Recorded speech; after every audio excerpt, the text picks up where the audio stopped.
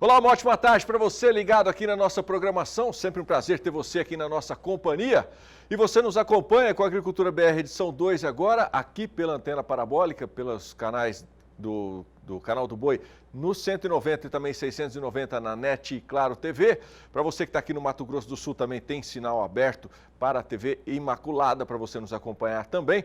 E estamos disponíveis com o nosso sinal também no ambiente digital. Você pode nos acompanhar ao vivo pelo Sistema Brasileiro do Agronegócio no sba1.com e também pela página do Canal do Boi no Facebook. Temos sinal também disponível pela NEL TV para todo o Brasil e também para o Paraguai. Bom, a gente começa essa edição do Agricultura BR destacando as condições da lavoura de soja no Paraná, que melhoraram com as chuvas das últimas semanas que atingiram o estado. Segundo o DERAL, Departamento de Economia Rural da Secretaria do Estado, mais de 70% das lavouras apresentam bom desempenho. Acompanhe os detalhes na reportagem do Mauro Andrade. Segundo o DERAL, o Paraná deve colher 20,3 milhões de toneladas de soja nesta safra que está no campo. Grande parte das lavouras paranaenses já se recuperou da forte estiagem no início do plantio e encontram-se em boas condições. Eu conversei com Edmar Gervásio, técnico do DERAL, sobre a situação da cultura de soja aqui no Paraná. Acompanhe. A safra de soja 2020-2021 que está no campo apresentou uma melhora aí, consistente nas últimas semanas em termos de condições de lavoura. Nessa semana a gente tem aí em torno de 77% da área, que é 5,5 milhões de hectares, em condições boas, né? Enquanto que as condições medianas e ruins também melhoraram, no sentido que temos apenas 4% da área em condições ruins. A produção mantém-se em torno de 20,3, 20,4 milhões de toneladas, e a expectativa é que nos próximos dias, com as chuvas que estão ocorrendo, mantenha-se essas condições favoráveis aí ao desenvolvimento da lavoura de soja no estado do Paraná. Também nessa semana a gente divulgou o relatório que aponta aí que em torno de 43% dessa safra já foi comercializada, ou seja, já tem preço fixado aí no mercado.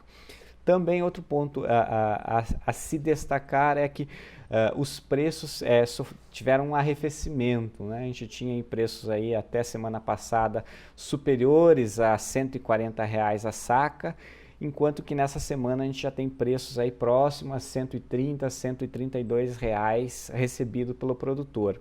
Num cenário geral, todas as commodities estão apresentando aí uma redução de preços justamente por um ajuste aí na oferta e demanda do mercado como um todo.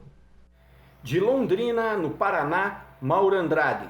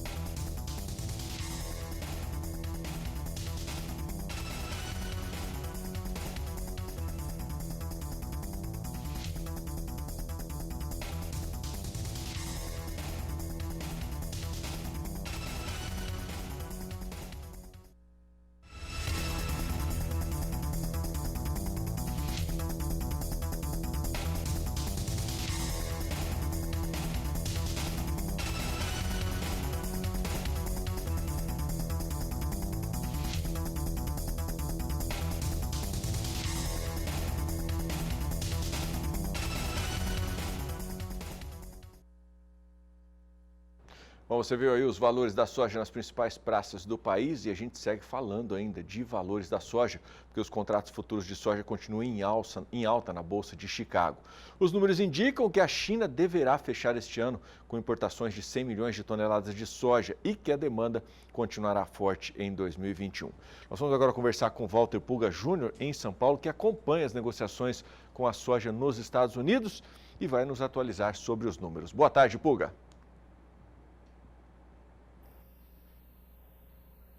Boa tarde a você, boa tarde a todos.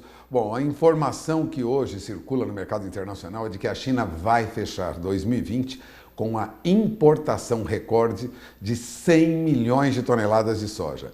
É o que disse um executivo da COFCO, né? Bom, a notícia vem de Guangzhou e é divulgada pela agência de notícias Reuters, né? A China deve importar mais de 100 milhões de toneladas de soja em 2020. É um recorde, segundo um executivo da estatal de grãos, né, de trade de grãos, a COFCO, né, nesta terça-feira. Bom, o país busca, na verdade, uma recomposição do seu rebanho suíno e, com isso, consome muita ração. E, por isso, lógico, a demanda pela proteína é muito grande e, lógico, por ração também.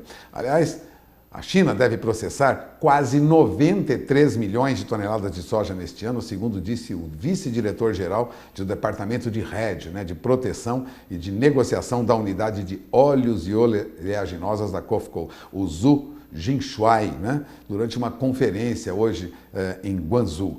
Bom, não é à toa que temos aí uma disparada nas cotações da soja no mercado americano. Para ter uma ideia, o contrato de janeiro teve preço hoje já a $12,52 por bushel. O contrato de março chegou a 12,56. Veja agora os últimos negócios. O contrato de janeiro opera agora a $12,42 por bushel, né? Tem uma leve baixa aí em relação aos números recentes, mas veja, chegou hoje a $12,52 por bushel. O contrato de março chegou a 12,56, agora está recuando em relação a ontem para 12,46. Agora, veja o contrato de maio, chegou a $12,54 por bushel hoje. Neste momento opera a $12,45 em queda de 1 centavo de dólar por bushel de baixa, né? Então nós temos alguma baixa hoje em relação ao fechamento de hoje, neste momento, mas os preços chegaram a atingir valores recordes. Ainda há uma leve alta para a soja negociada para julho a $12,41 por bushel, lembrando que hoje este valor já chegou a 12,47. Mercado é muito forte para a soja norte-americana, negociada lá no mercado futuro de Chicago, porque as perspectivas são de consumo muito grande. Veja, hoje as agências internacionais de notícias apontavam que o rebanho suíno na China cresceu 29,8% em novembro. O rebanho de suínos na China registrou uma alta de 29,8% em novembro, se comparado com o período do ano passado, mesmo período do ano passado, enquanto a criação de matrizes de suínos na China cresceu 31,2%. Fontes do Ministério da Agricultura divulgadas agora nesta segunda-feira. Isso indica, confirma, na verdade, o forte crescimento da produção de suínos na China por 5 meses consecutivos. Aliás, os preços da carne suína já recuam lá para menos de $7 por quilo, é o menor nível de preço deste ano, graças aí ao aumento de oferta de carne no mercado. Portanto, o aumento da produção de suínos, Adriano, leva, lógico, né, ao aumento da demanda por produtos, né, para ração animal. E, lógico, soja está entre eles, a demanda é muito forte e é isso que está ajudando, vamos dizer assim, a aumentar, né, os preços da soja no mercado internacional, tendo como referência a Bolsa de Chicago. É com você. E é o que, obviamente, deverá acontecer com o milho também, né, Pulga? Vamos falar de mercado agora, porque a gente conversou hoje cedo e a situação continua sendo a mesma. Essa segunda cepa do coronavírus que apareceu e que já está sendo chamada de Covid 2.0 continua fazendo estragos, mesmo diante aí da sinalização positiva dos incentivos fiscais pelo governo americano. Nem assim as coisas conseguiram se reverter, né? O prejuízo conseguiu se reverter em virtude desse anúncio aí da segunda onda, vamos dizer assim, dessa nova cepa do coronavírus. Hoje o dólar operava em queda de manhã cedo, mas parece que agora há pouco já houve um movimento aí de alta novamente. O que você atualiza a gente em relação a dólar e bolsa?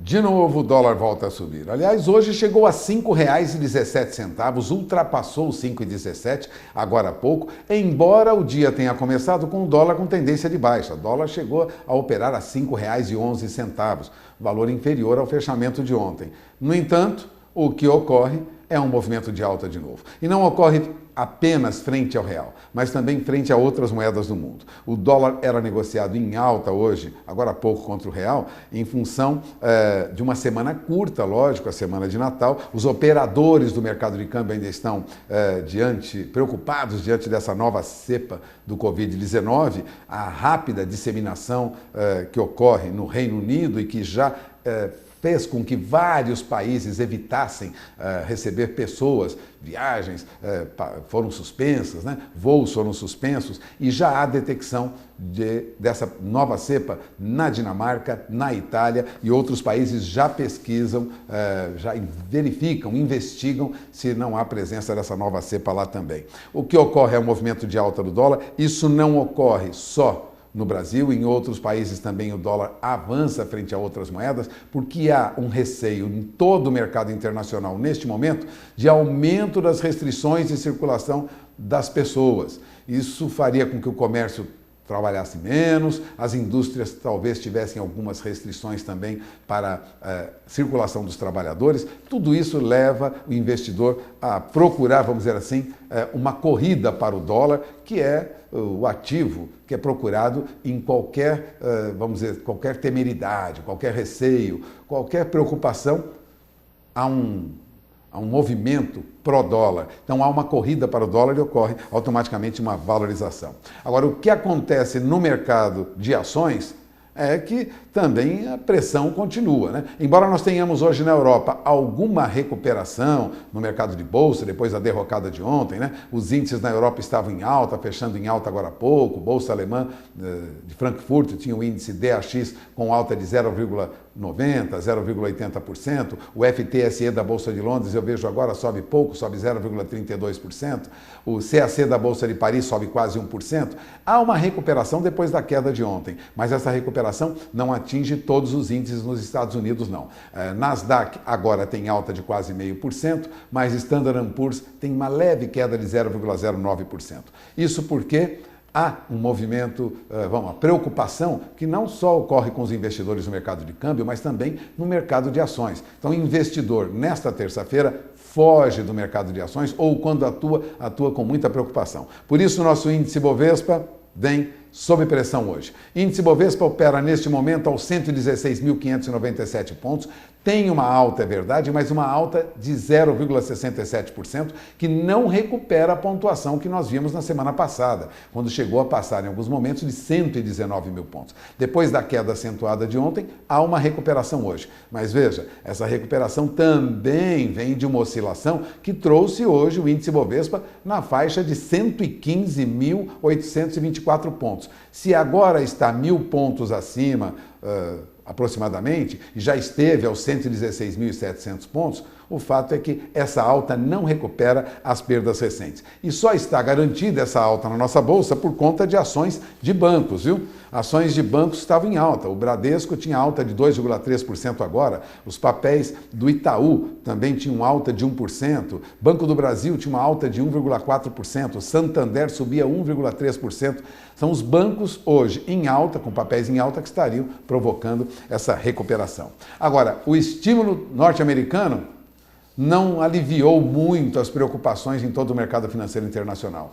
São inferiores a $1 trilhão e serão distribuídos para pequenas empresas e para trabalhadores, mas não trazem uma calmaria como se esperava no mercado, porque o avanço da Covid-19 trouxe todo esse tumulto para o mercado financeiro internacional. É esperar o fechamento do dia e as operações de amanhã, na antevéspera do Natal, para ver melhor os efeitos de toda essa movimentação que ocorreu ontem e hoje. Adriano? Que o Papai Noel traga ventos melhores, né, Puga? Uma ótima tarde para você.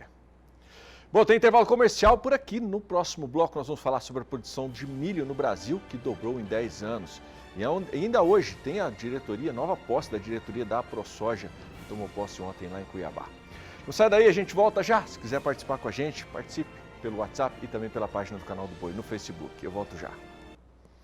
Estamos de volta. O Ministério da Agricultura mantém negociações com autoridades chinesas para a criação de um protocolo que permita ampliar as exportações de milho para a China. é o que a demanda mundial por milho aumentará rapidamente nos últimos anos, impulsionada por uma classe média crescente e por forte demanda chinesa para a criação de suínos e aves. Cesário Ramalho é presidente da Associação Brasileira dos Produtores de Milho, a Abramilho, e incentiva. O produtor brasileiro pode confiar porque tem mercado e é competitivo. Acompanhe os detalhes na reportagem que ele concedeu ao Fabiano Reis. O Ministério da Agricultura, há pelo menos 2 meses, tem tido contatos constantes com autoridades chinesas para ampliar a exportação de milho brasileiro para a China. Bom, eu tenho aqui comigo o presidente da Abramilho, Associação Brasileira dos Produtores de Milho, Cesário Ramalho, para comentar sobre o andamento dessas negociações. Doutor Ramalho, nós temos aí falta de um protocolo para exportar mais milho para a China? Nós estamos criando um protocolo aí, né, para exportar um pouco de milho para a China. Vocês sabem que o Brasil é o 3º maior produtor de milho do mundo, com 102 milhões de toneladas. Esse ano vai crescer, essa safra 19 e 20 cresce um pouco, mas vai ficar em 108 milhões. E a China é a 2ª maior produtora global, aí, com 270 milhões de toneladas. Mas a China está reformulando de uma forma bastante dinâmica, né, a sua criação de suínos, né? A China é a maior consumidora de carne suína do mundo, é a maior produtora. Perdeu o rebanho dela 50%, alguma coisa assim dramática, na questão da peste suína, por uma criação completamente, uma coisa primitiva, né?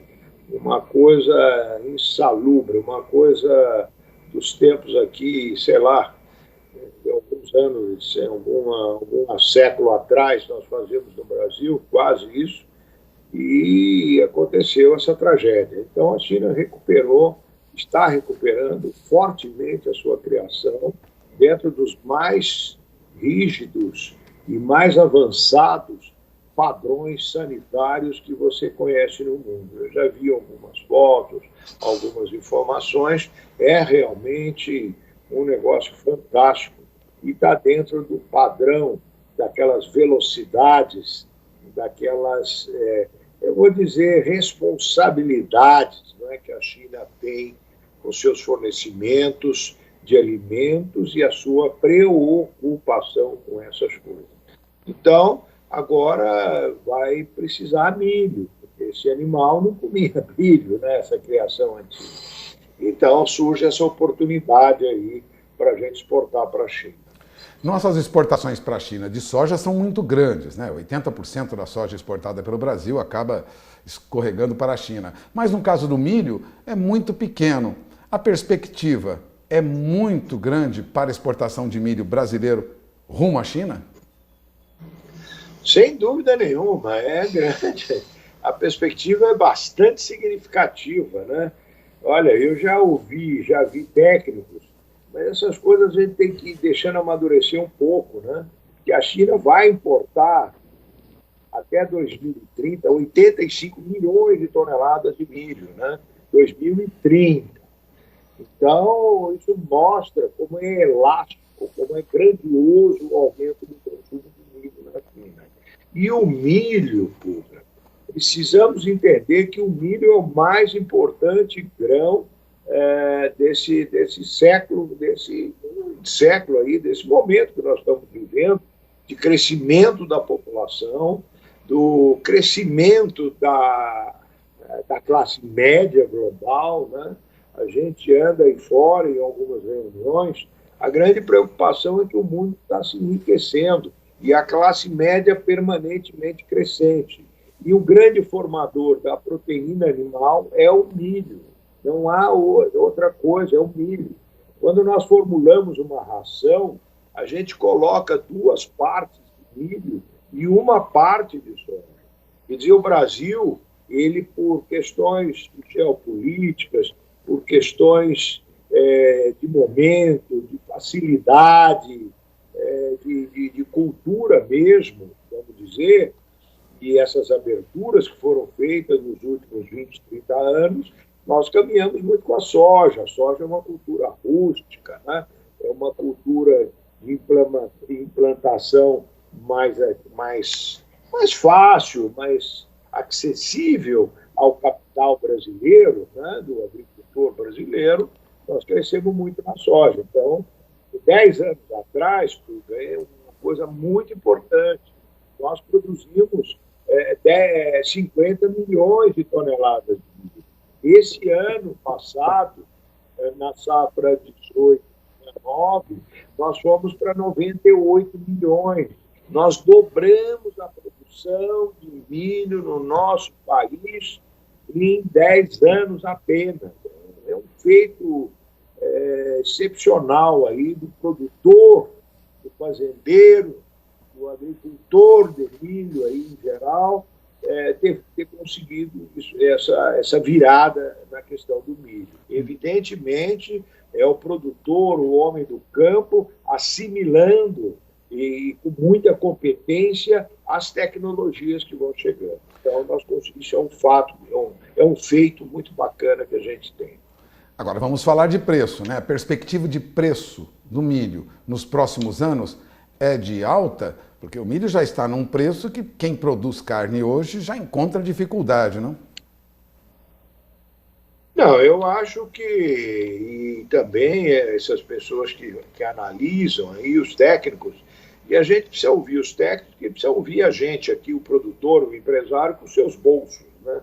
Que é a pergunta que você faz aí.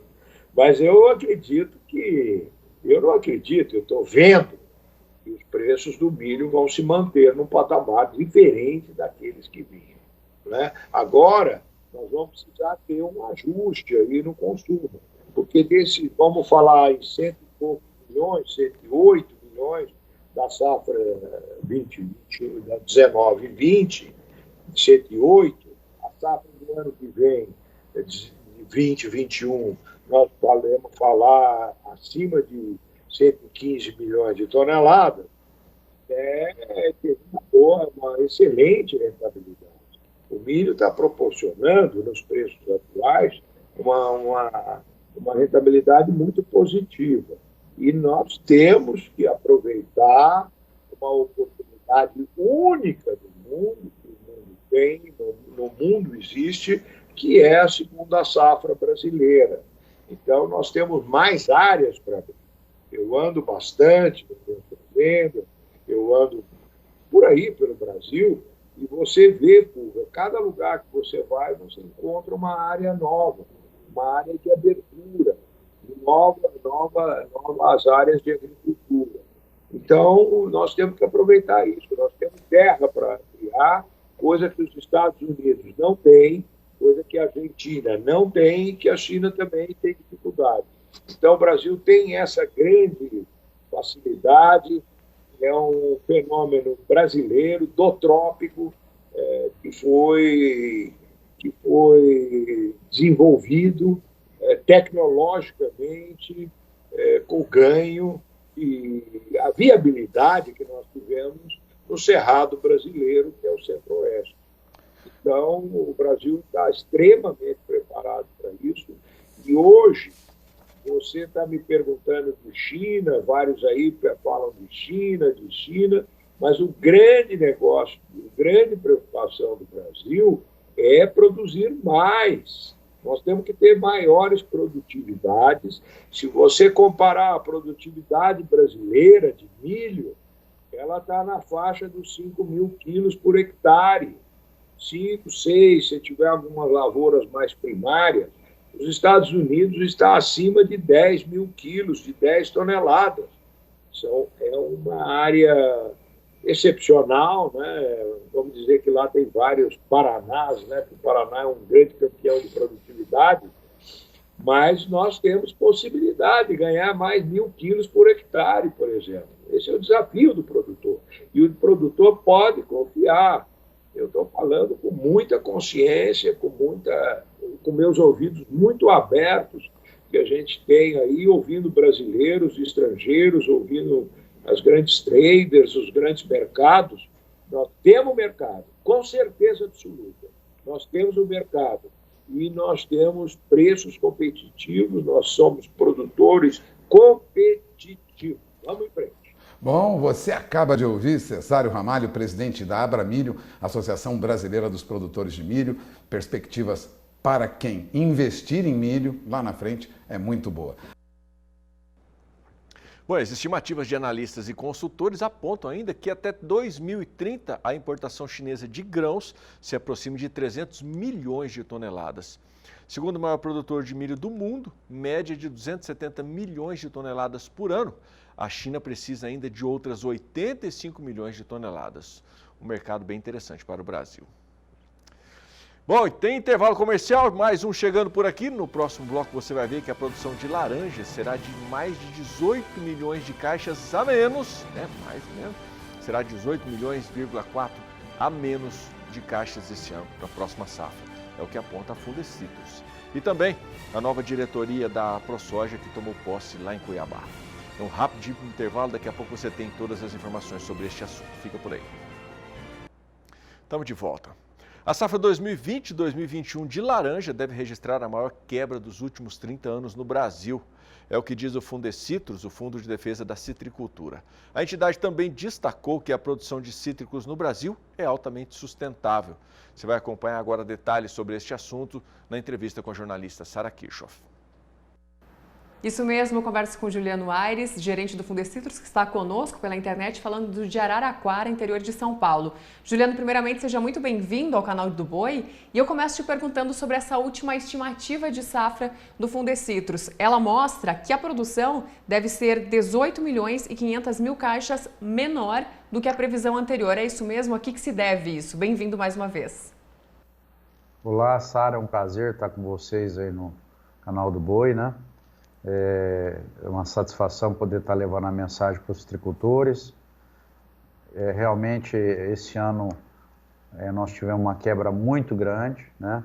Da previsão inicial, uma quebra de 6,4% que nós tínhamos estimado. E se nós compararmos com a safra anterior, é mais de 30%. É a maior queda de um ano para o outro nos últimos 30 anos. E isso aí foi uma coisa inesperada, né? A condição de clima, efeito da laninha, foi muito marcante na citricultura. Nós tivemos temperaturas muito altas, principalmente em setembro, outubro, um déficit hídrico marcante, má distribuição das chuvas, e isso tudo culminou com essa redução da safra. Nós estamos ainda no meio da colheita, cerca de 60% da safra já foi processada, mas tem uma boa parte ainda que está sendo processada, e foi uma questão inesperada, não só em cítricos, como em várias outras culturas, né, essa questão climática nesse ano. Juliano, e a próxima safra de laranja no Brasil, né, de cítricos de um modo geral, então ela já está prejudicada? Só para relembrar, a nossa safra atual, ela diminuiu em função de 2 pontos fundamentais, né? O tamanho, o peso da fruta reduziu. Nós tínhamos estimado que era 159 gramas, ele está dando a média 156, né? É um número ainda preliminar. E a taxa que ocorre no pomar, por diferentes problemas mecânicos, mesmo causa natural, ou mesmo em relacionado a pragas e doenças, que era de 16, 17% no passado, esse ano está acima de 21%. Então, parte da fruta nem foi colhida, em função da seca. A safra do próximo ano, as chuvas começaram tardiamente, né? Mas final de novembro, dezembro, vai depender muito do clima, agora até o período do verão, até o outono, né? Mas, em parte, somente 30% dos pomares são irrigados. Alguns desses pomares estão em áreas que sofreram muito com a seca, principalmente a região centro do estado, norte, noroeste e até o Triângulo Mineiro, né? Então, essas árvores, elas perderam parte das folhas, o sistema radicular também, ele é reduzido numa situação dessa. Então, numa situação de estresse muito grande que as laranjeiras sofreram, é de se esperar que a próxima safra não seja uma grande safra. Mas ainda é preliminar, nós temos que esperar as chuvas e como que será o comportamento climático nesse final de ano e começo do próximo ano. Juliana, a gente sabe também que o Fundecitrus monitora, né, a questão do greening, que é a pior doença da citricultura hoje. Como é que está o avanço do greening na citricultura no Brasil atualmente e também de outras doenças aí desse setor? O greening é uma doença de difícil controle, já que não tem cura, né? Ele tem um inseto transmissor, né? Um psilídeo, um pequeno inseto de 2 milímetros, que nós monitoramos no estado todo, temos mais de 30 mil armadilhas instaladas, que serve de orientação para o citricultor o momento crítico de se controlar. Para se obter sucesso do greening, tem que se fazer um trabalho, como é feito com a dengue, integrado, com união, e isso o Fundecitrus tem feito principalmente um trabalho junto com os pequenos e médios citricultores, porque eles trabalham num conceito de condomínio, de consórcio. A doença ela cresceu nos últimos anos, ela saiu de patamares de 18%, 19%, atingiu 20,87% no último levantamento de 2020. Mas se a gente comparar com o nosso principal concorrente, a Flórida, que a doença chegou praticamente no mesmo momento, aqui foi em 2004, lá na Flórida em 2005, eles têm 90% das plantas doentes, enquanto que no nosso caso, uma em cada cinco plantas tem um sintoma da doença. Nós temos conseguido manter a doença ainda em níveis viáveis para que mantenha a citricultura competitiva.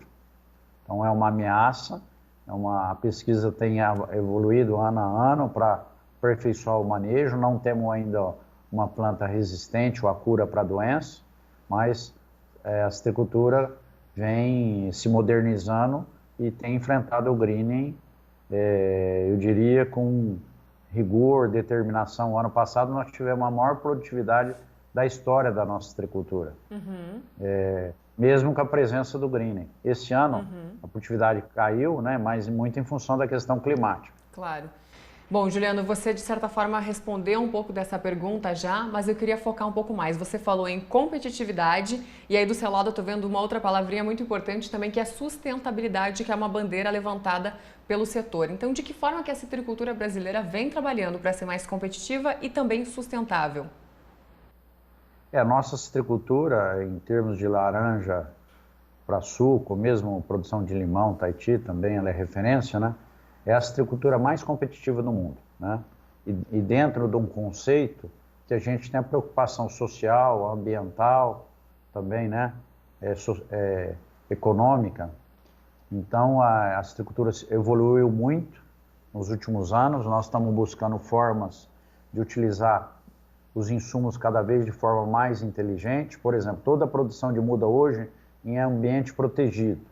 Isso aí permite que as plantas que sejam plantadas sejam realmente saudáveis. A irrigação que se usa é por gotejamento, que utiliza o mínimo possível de água e o adubo vai junto, a fertirrigação. O controle de pragas e doenças reduziu sensivelmente a quantidade de ingrediente ativo e de água que é usada nas pulverizações, usando produtos mais sustentáveis. Enfim, o momento da aplicação, de cada dia ele é mais preciso, para que não ocorra desperdício. E o Fundecitrus está criando uma série de aplicativos para os citricultores, para que ele tenha acesso a todas as informações de quando controlar, qual que é o melhor volume de calda aplicar, quais são as opções de produto. E isso tudo tem tornado a nossa citricultura cada vez mais competitiva. A pesquisa, além do Fundecitrus, nós temos uma rede de pesquisa aí, as universidades, a Unesp, a USP, o Instituto Agronômico, a Embrapa, né? Tem contribuído muito para que a citricultura esteja na vanguarda aí do conhecimento, né? E os citricultores também, existe um trabalho muito forte de transferência de tecnologia, que assim que a informação ela é gerada, ela chega rapidamente ao citricultor. Então, nós perseguimos que a citricultura nossa continue sendo a mais competitiva e de uma forma inteligente, saudável, sendo sustentável. O mercado mundial e brasileiro busca isso, né? Um ponto muito importante que eu gostaria de ressaltar, que de cada 3,5 hectares que existem na área citrícola, 2,5 hectares são de citros e 1 é de área de reserva, né? Então, hoje, a nossa citricultura, ela é muito equilibrada. Ela tem as áreas de reserva, os animais, os citros são plantas perenes, né? Que ajudam a captar o carbono. Então, a citricultura, ela é referência não só pela produtividade e competitividade econômica, mas sim pela sua sustentabilidade. Nenhum país no mundo, a citros é produzida em cerca de 130 países. Tem uma área de reserva legal, como existe aqui no estado de São Paulo e no sul de Minas Gerais, né, que faz parte do cinturão citrícola. Então, nós temos orgulho de ser um exemplo para o mundo em termos de sustentabilidade. Tá certo, Juliano. Muito obrigada mais uma vez pela sua participação aqui conosco. Um prazer falar com você. O prazer é nosso e vale ressaltar que nós somos um dos principais geradores de emprego, né? A citricultura traz muita prosperidade, né? Importante. E um grande abraço para todos os citricultores e a sociedade. Obrigado pela oportunidade de trazer as últimas informações da área de citros. Nós que agradecemos. Importantíssima também essa informação. Esse foi então o Juliano Aires, ele que é gerente-geral do Fundecitros, o Fundo de Defesa da Citricultura. É com vocês. Tá ok, vou para mais um rápido intervalo comercial. Logo depois, na volta, você vai ver como foi a posse da nova diretoria da ProSoja Mato Grosso. Volto já. A ProSoja Mato Grosso já tem uma nova diretoria que vai ficar no comando da associação pelos próximos 3 anos. Durante o discurso de posse, o novo presidente falou com indignação sobre a moratória da soja no bioma amazônico. Valdir Pacheco acompanhou a posse e tem os detalhes. E reafirma a credibilidade. Tomou posse na última sexta-feira, dia 18, em Cuiabá, a nova diretoria da ProSoja. E também foram empossados, na ocasião, 176 delegados que serão representantes da associação nos 25 núcleos da ProSoja no interior do estado. Neste momento, inicia a solenidade de posse da nova diretoria da ProSoja, Associação dos Produtores de Soja e Milho de Mato Grosso, para o próximo triênio, de 2021 a 2023. Antônio Galvão deixou a presidência da entidade com um sentimento de dever cumprido. A gente deixou ele muito bem encaminhado. Deixamos com as pesquisas prontas. Acredito que agora é o governo, tanto estadual como federal, olhar e respeitar o que é a verdade e fazer com que as coisas aconteçam. O presidente empossado, em seu discurso, citou, entre outros gargalos, a moratória da soja, que voltou à tona nas últimas semanas. Só para lembrar, é o cultivo da soja no bioma amazônico. A moratória é ridícula, a moratória, porque ela sobrepõe a nossa legislação. Então nós não precisamos de nada além da nossa legislação, que por si só é a mais restritiva do mundo e cumprida pelo nosso produtor, que detém a maior parte das reservas, está dentro da propriedade dos produtores. Então, é uma criação feita para atender não sei quem, mas ela não atende o produtor de fato aqui, que já é o produtor mais sustentável do mundo. Enfim, nós precisamos que o Código Florestal seja cumprido. O resto é conversa fiada e o nosso setor não aceita e não vai compactuar. De Cuiabá, Mato Grosso, Valdir Pacheco. Bom, e essa edição da Agricultura BR fica por aqui. Agradeço a sua companhia. Tenha uma ótima tarde. Amanhã a gente se vê. Tchau, tchau.